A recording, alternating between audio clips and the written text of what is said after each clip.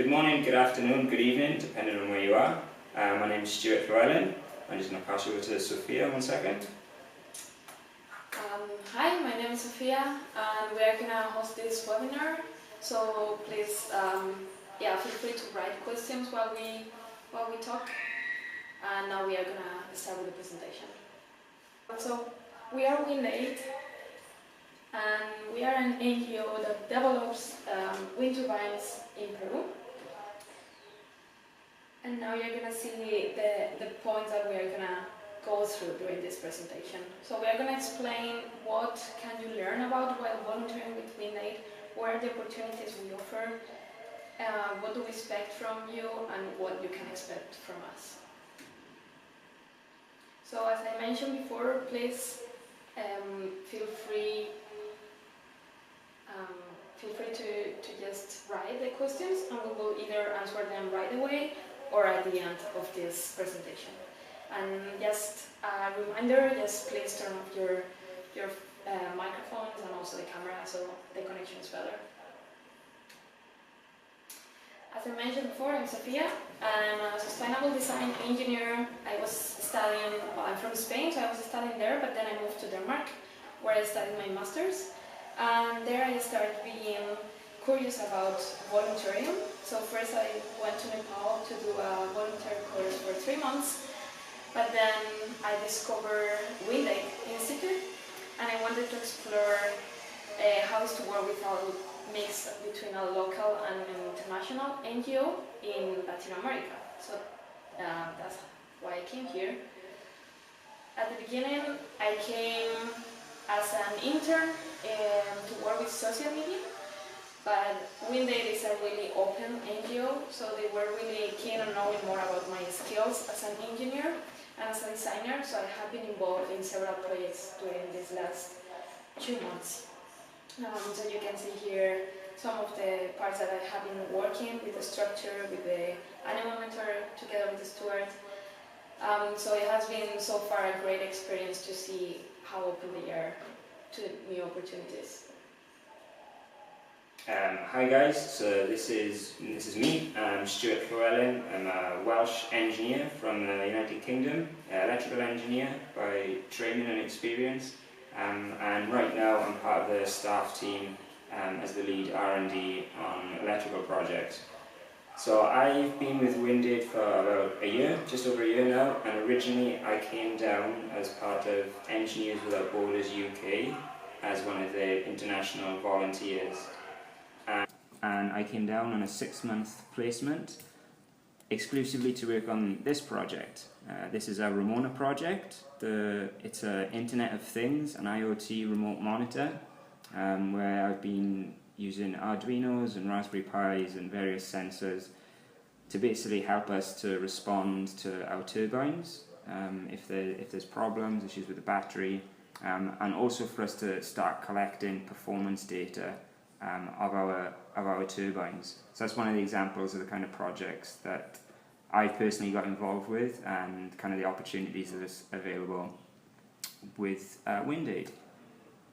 So now you know a little bit about us as individuals. I'm going to explain a little about what WindAid is, what we do. So a big part of our work is supporting rural communities throughout Peru. And I think we've got a lovely little slogan or phrase which is light up a life. So one of the primary things that we do is to try and light up lives of people that haven't got access to electricity through traditional means of having a grid connection. Another big aspect is while we're doing that, working and visiting the communities that we have connections with, we try our best to impart the knowledge to them about our technology, and we also learn from them various different things about what it's like to live in some of these rural conditions, and also how we can learn from that community for our next project when we visit another community. So we're always trying to improve our interactions as we're going along. Another huge aspect of what WindAid does is run hands-on engineering programs. You're going to get to hear a lot more from Sophia in a little bit. But a big part of it is having international volunteers, predominantly students, but that's not always the case, and predominantly engineers, but it is open to absolutely everyone who has an interest in renewable energy, wind energy, sustainability, all of that good stuff. Another big aspect is promoting those themes I just mentioned, basically promoting renewable energy and sustainability. And we're also big into international collaborations with various universities or organisations such as IBM, Engineers Without Borders UK is a great example. That's the reason I'm here in Peru. So now a bit of background on why Peru, why are we based here? And as you can see from the graphic on the right there, we've got an excellent wind resource available to us, particularly on the coastal areas in the yellow and the red. So where you see those colours, that's primarily where we've got our turbines and the communities that we work in. So we've got an excellent wind resource to capture and utilise, and there's also a great need for people to have electricity, to have potentially light for the first time in their homes. And education is another big part of why we're in Peru. There's an excellent opportunity for us to share the knowledge that we've gained and also learn from the community as well. So a little fact for you, there's around 3 million people without access to electricity in different parts of Peru. So a little about our mission and vision. So as you can see there, our whole ethos and idea is to have educational experiences, empowering people to create a sustainable world, and our vision is to have a global community living sustainably. So what it breaks down to in different opportunities for people that are interested in volunteering with WindAid, there's 3 different ways you can do that. The main one that the majority of people come to us is the 4 weeks volunteering program. So usually the program looks something like this. For the first 3 weeks, you're based in Trujillo in the north, that's the city where we are based, where you learn with our engineers and technicians in our workshop how to build a small micro off-grid wind turbine. And usually then in the final week, we go and implement and deploy that wind turbine, living in the community and running workshops and generally just having a fantastic time. Another way you can get involved with us is what we term as a long-term volunteer. So that's someone that maybe wants to stay a little bit longer or has maybe a university focus, a project perhaps. There's a bit more of a partnership, a little bit more longer term. And the final one then is an internship. So that is usually a 6-month period, and that's for people maybe early in their career or potentially people looking for a career break.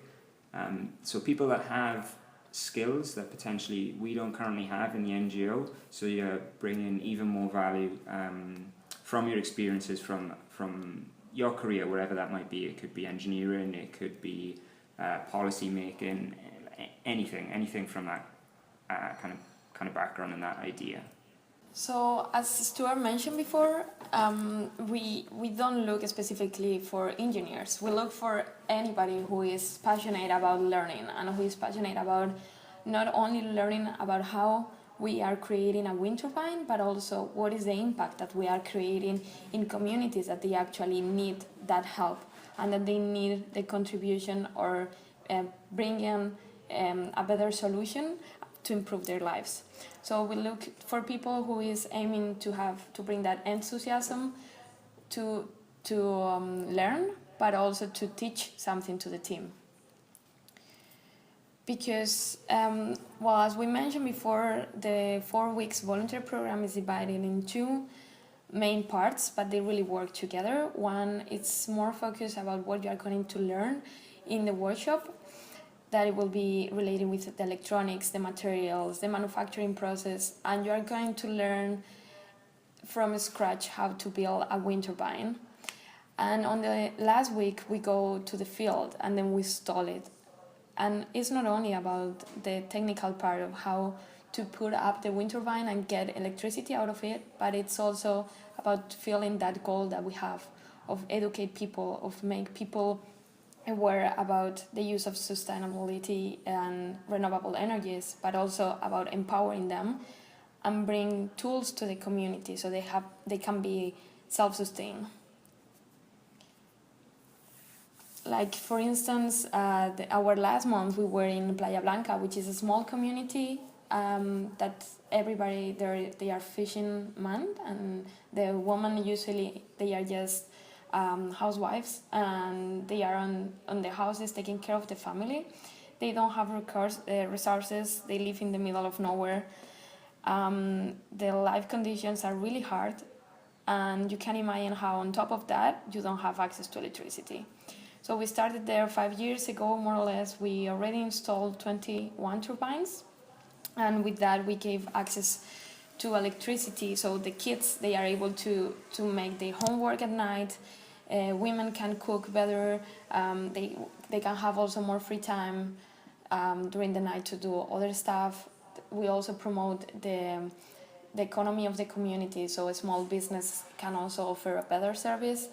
So it's a holistic view to see how we impact in the community. I think Sophia mentioned earlier on as well that we've got the core 4-week program, but there's also opportunities that if you have an urge or desire to get involved with various other R&D projects that we've got going on, people are welcome to get involved with that. If you've got your own ideas, we're super open to bring your expertise or knowledge from maybe previous projects that you've done, university placements, overseas placements, anything that you've got a real a passion for, and you can see an opportunity where we can benefit from that. We encourage you to bring those ideas to the table and explain, present that idea. So some of the examples is the remote monitor. So that's something that's been a big part of my life over the last year. I'm quite proud to say we've now got 2 of those in the field, and we're providing a link where you can go and visit the near live data for that. You can even follow them on Twitter if you like. You can get updates of how much the turbine is consuming and generating. So that's an example of one of our R&D projects. We've got another colleague of ours at the moment. He's working on an impact assessment so we can better understand how we can get different markers of how we're doing in the community. If there's room for improvement, can we apply the technology better? Can we be more impactful in the way that we're liaising with the community? So he's looking at using his more soft skills. So it's an excellent example of it's not purely hardcore engineering. And we've got another example. At the moment we're in a big process of upgrading the tower for our smaller turbines. We've got our R&D intern Campbell is working on an FEA analysis of the tower. That's going to be super useful this month. We've had a previous volunteer come over and bring a 3D printer and build it for us, which allows us to make some small parts to help us in the manufacturing process or do some prototyping on various different things. Another example is our eco-latrine, a dry toilet that we're in the middle of implementing in Playa Blanca. Health and sanitation is an issue there. There's no sanitation systems there, so we're looking at implementing a community model there that potentially people then can copy that to improve their lives in other situations. So it's just to give you a flavour of the variety of stuff that we've got going on, and if you've got ideas and you want to try and implement a project, then we'd love to hear from you. So this is really about the 4-week volunteer program. So here's the cost for 2018 to come down and be part of the WindAid gang. Full details you can see on our website, but this is like a brief summary of what we include. So once you're in glorious Peru, it'll include the pickup in Trujillo, be that from a bus station or the airport. Your accommodation is included in the city in a really lovely area with other staff members and volunteers, and that's for the duration of the 4 weeks that you're here. Monday to Friday, there's food provided 3 times a day. We cater for vegetarians, that's not a problem. If we've got any vegans that are listening, it's possible, but it can be a little bit difficult. But we can help and coordinate that with you if that is something you want to have a chat about. And I think it's a really good opportunity if maybe some people are listening and they've done a lot of overseas travel, or they've been on expeditions when they're younger in the school, and you've got that experience, you've got that flavour, and that's great. But maybe for some people, you're really interested, but this is like stepping outside of your comfort zone. So I think it's nice to have that network available to you. There will always be someone, we take it on a rota, 24 hours, there's someone there that you can call or go and chat to or whatever. Basically, it's the point being that it's kind of like a big family here, and there's a good support network for you if you wanted to take your first steps into overseas and international development work. It's a really good program to get involved with. You can, drinking water, that's fairly standard here. It includes all transportation during the project. So some of the communities that we work in are fairly remote. It's quite common that we might travel anywhere from 8 to 14 hours to get to the community. But it all adds to the adventure and the scale of Peru. Just the adventures available are just huge in this country. The other big aspect then is all the tools and the materials to actually make a new turbine or make replacement parts when the turbines fail or we have issues. You'll be part of the maintenance program as well. And then the guidance and the training from our WindAid engineers in the workshops, that's all included in our 4-week offering. Yes, so what I can say from my experience is that it's not only a professional experience, but it's also a great personal opportunity, because you get the chance to get completely involved into the Peruvian society. You are going to be working in a multicultural and multidisciplinary team where there are people from all around the world, also local people, so you will also have the chance of learning Spanish. Also, another point that during my time here, having people that they couldn't speak Spanish, also people that they are good at it. So don't be scared of coming to Peru without having the knowledge of Spanish, because you will perfectly get around here within our family, because everybody speaks English.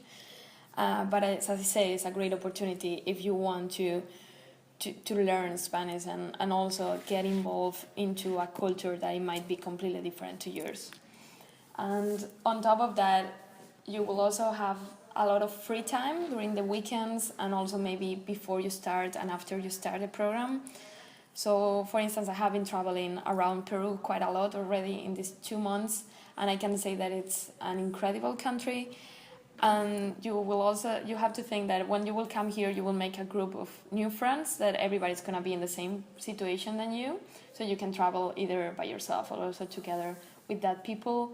And as I mentioned before, get also a great personal experience abroad.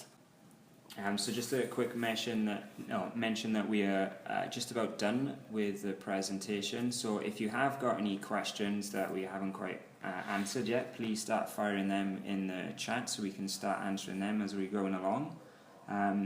But we want to include this slide as some additional resources for you to go away and have a read about that could be useful for you.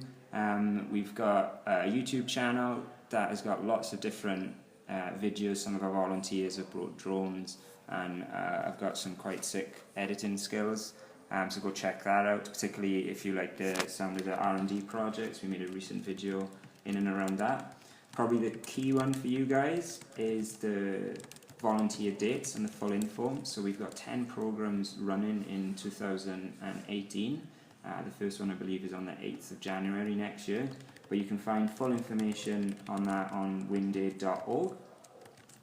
The next resource I wanted to share with you guys, this is citizenstew.com, is my website, and I've basically developed a fundraising guide. So I mentioned I came over with Engineers Without Borders originally. Previously I was on the UK's International Citizen Service with Rally International. So I've got a bit of experience about fundraising for these kind of programs and events. So this is a link and a bit of a guide of what worked for me, and maybe it'd be really useful for you guys if you wanted to check that out. Another resource we wanted to share with you is for placement support. We've got an partnership with another organisation called Volunteer Aid, and they basically try to obtain funding for young people to be able to participate in programs such as ours. We had a guy come over 2 months ago that had part sponsorship through applying through Volunteer Aid. They've sent people to work in sanitation programs in Africa. Currently they haven't got applications open, but I wanted to put it up there just so you guys can check in the future and get updates for potential support for participating in ours or another NGO or volunteer program overseas. The other thing we'll put up, if anyone is interested in the Internet of Things remote monitor, I'll be sticking up a link where you can look at near live data from our Playa Blanca workshop. And we'll post these links in the Facebook discussion afterwards. And just to finish, as we mentioned, we have a YouTube channel, and we are in all the social media. So there you can actually see what is the work and what are the tasks that we do every day, how is to work daily in the workshop, what other things we do during our free time, and also how is to be together with the community. So actually there maybe you can get a better impression of how is one day to day. And also it will be really nice if you guys can answer in the Facebook event. We post a survey. It's really fast. It's just to check where you guys have been hearing about us, so we can keep on working better in our social media to reach as many people as possible. So now we are ready to hear all your questions. I don't know if you guys can see in the chat. You can click on the left and then you can write them. We got one question that Nick was answering already about the flights. It's something that it's your own responsibility, but of course as we mentioned, we have a 24 hours volunteer coordinator. So usually if you have any problems to get to know what is the best way to get here, you can always ask us. We've just had, so the flight is a separate cost. My advice would be to check out the fundraising guide and look at other opportunities, because there's lots of trusts and organisations, particularly my experience in terms of transportation. That was one of the things that I had most success with an organisation called the Douglas Bomford Trust. So check out the citizenstew.com link, and that will help you out in that area to try and help you secure some funding for all of your costs. We've got another question come in. Can you give us an example about some of the skills we might learn in the workshop? That's a huge question, but I could give so many examples. So before I came down, I saw the videos, I saw the photos on the different websites. But it wasn't until I actually did my volunteer month that I got an appreciation that you actually build these wind turbines by hand. We mix the different components and chemicals and do a foam injection to make a blade. We hand sand the blades so that they fit within the correct tolerances. You learn about using carbon fibre, about fiberglass. We hand wind the copper coils from scratch, which is it is a tedious process, but it is really satisfying when you get it underweight and you've got the correct number of coils in there. what else? You learn how to wire up simple DC lighting systems, because that's important when we go to the community if we're doing maintenance or if we're doing a new lighting circuit.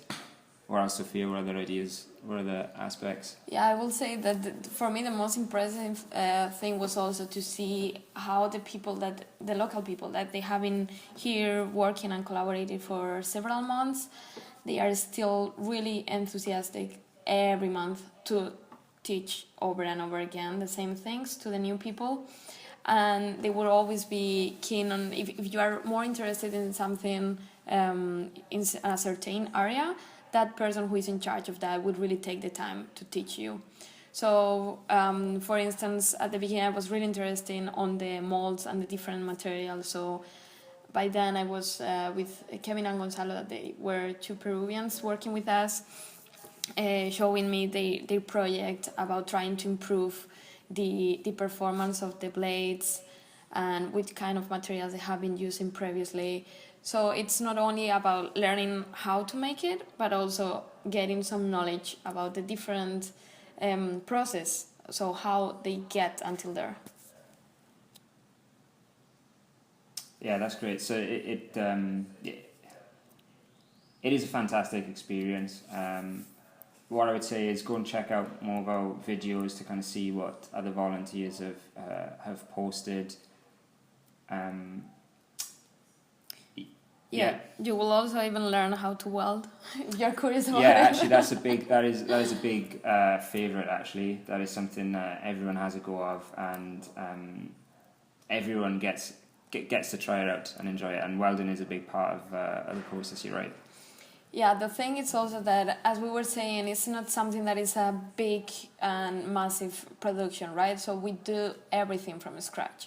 So it's not only about learning how to do a wind turbine, but also giving you the tools to be independent, maybe in your future, to create your own, not only wind turbine, but something else.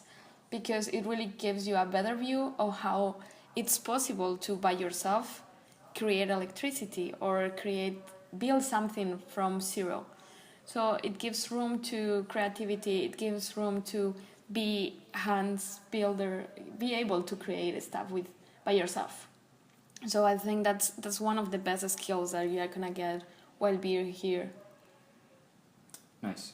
And another question: what are your favourite parts of working with WindAid? And it kind of follows on from what Sophia was saying. And the reason I'm still around here a year after is I love to be able to go into the workshop. I've got an idea. Maybe I've got a way of making a prototype or something, but I'm free to be able to go and try it, basically, and have that freedom and prototype and give it a go. I love. What's the weather like compared to the UK? This is another reason I haven't been back to the UK in the winter. In comparison to the UK, so I'm from South Wales. It rains a lot there. Nearly every day in Trujillo in the north, it is sunny. So it's on a scale of like how intense is that sun. Right now we're in spring. Sorry, I had a lapse of what the word was in English there. Yeah, a bit of Spanglish going on. So the weather's actually really quite nice at the moment. It's a nice, warm, kind of like 23, 24 degrees during the day, and then cools off in the evening. As we get towards December, January and February, those are like the peak months for summer, and it gets hot, like real hot. But the thing I like about it is that it's nearly always dry, like 95% of the time, here where we're based in Trujillo. But having said that, like Peru is a huge country. There's lots of different climates, lots of different regions. So at the moment, we're just about to come into the rainy season in the south, in Cusco, for example. So it depends, but for having an experience while you're here during the 4 weeks, it'll be good weather, and particularly compared to the UK. So if you want to come and escape a cold, horrible winter in December, January or February, in the UK, then yeah, head on over, Rahul. Also, maybe I see that you're a bit shy to ask questions, so I'm just gonna talk about my experience. Yeah, as I mentioned before, I was working with another NGO in Nepal, so I can kind of compare what is to work with. This was an NGO from the UK, but they were working in Nepal. So this means that they were bringing kind of the Western mentality and trying to input in another society, which sometimes can be challenging, sometimes can be interesting, but also sometimes can be not as beneficial as when you are with a local NGO. So my own experience with WindAid is that it's great to see how local people take part of it, because they really know the culture of the country and they really also know what are the needs in the communities. So in that way, I can say that it's really a structured NGO. They have been working in this way for many years already, and every month we get new volunteers. So it's a way to get out of your comfort zone. It's a way to get to explore a new country, but as we mentioned before, having some privilege, like still being able to speak English and having somebody who's gonna support you 24 hours, and having the opportunity to be sharing the same opportunity with other people. Also, when you come here, you're gonna be living with the team in the same house. You get the accommodation, so you don't need to worry about those things, which is something that, in my opinion, is really an advantage when you move to a new country. I don't know, maybe you have some questions about this?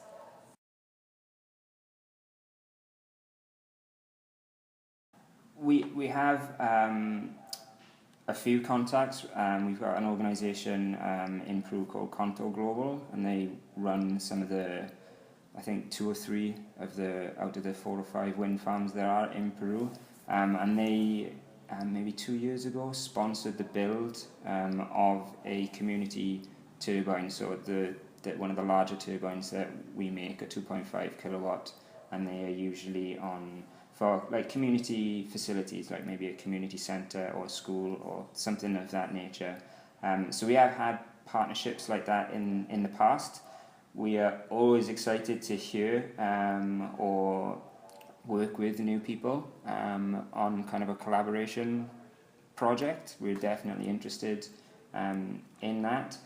Previously we've had volunteers come from, like last month for example, a guy Ali was a wind analyst, so he came over and is working with us, sharing his expertise and his knowledge that he's been working in that arena for the last 4 years or so.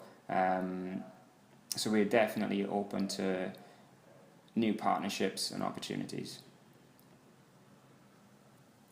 Okay guys, I'm thinking about wrapping this up unless anyone's got any further questions. Remember, this is in the end. If you forget about something and you think, oh, I wish I'd asked this, then come and find us on Facebook, drop us an email, just get in touch. I'd be happy to help you guys out. So thank you all for attending to this webinar. We really hope it was useful for you, and we will also put it in YouTube during this week. Yeah. So yeah, in case that you know somebody who can be interested, you can just send it to them. We'll sign off at this point. Thanks very much for attending. Cheers guys. Ciao. Catch you around. Bye bye.